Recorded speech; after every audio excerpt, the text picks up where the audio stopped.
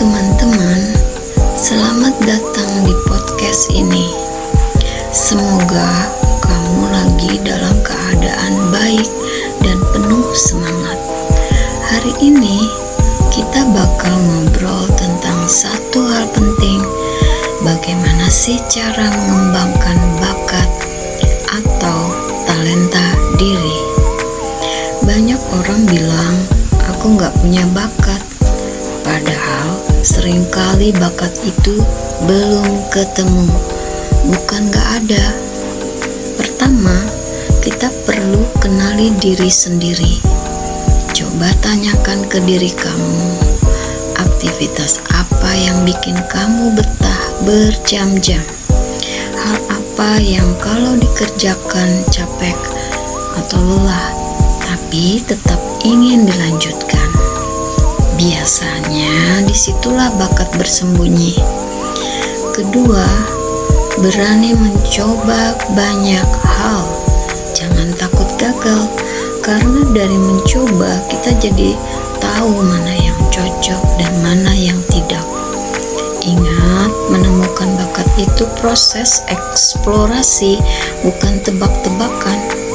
Ketiga, kalau sudah ketemu yang paling cocok, fokus. Tidak perlu jago semuanya, cukup satu hal, tapi ditekuni dengan serius. Keempat, latihan secara konsisten.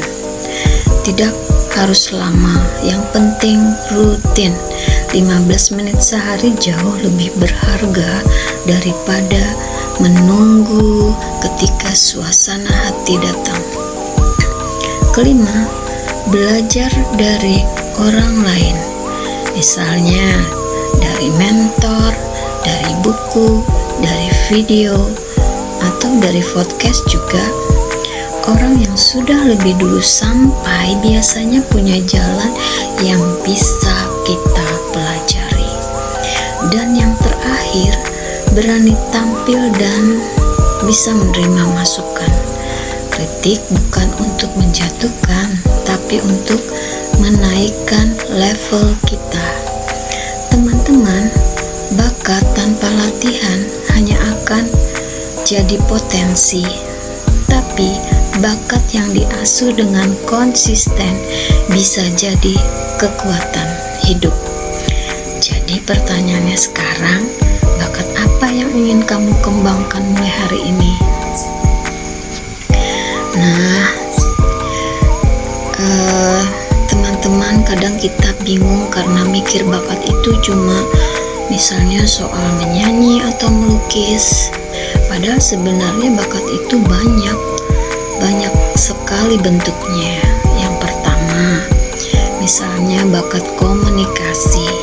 Ini termasuk kemampuan berbicara, bercerita, public speaking, mengajar, atau sekedar membuat orang lain merasa nyaman saat ngobrol. Kalau kamu sering diminta jelasin sesuatu ke orang lain, bisa jadi ini bakatmu.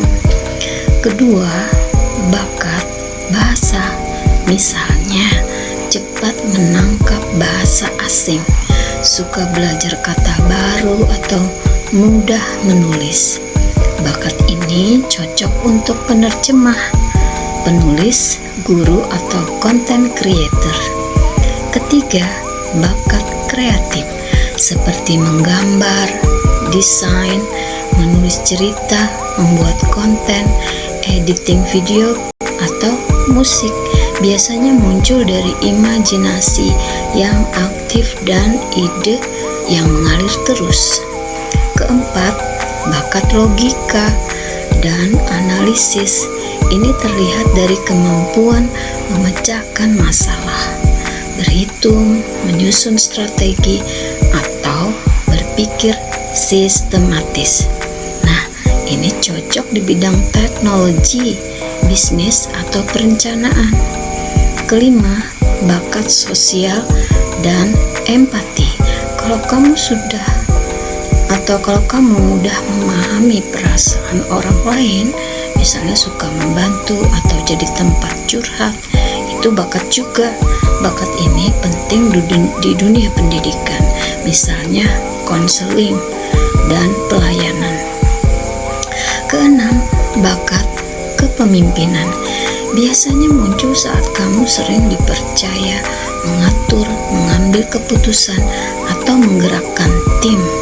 Pemimpin bukan yang paling keras, tapi yang paling bertanggung jawab. Ketujuh, bakat praktis dan keterampilan tangan. Misalnya, memasak, merakit, memperbaiki, atau kerajinan, atau hal-hal yang teknis. Bakat ini sering diremehkan padahal sangat bernilai. Dan yang terakhir, bakat digital, seperti cepat memahami teknologi, media sosial, editing, podcasting, atau dunia online. Di era sekarang, bakat ini punya peluang besar yang bagus sekali.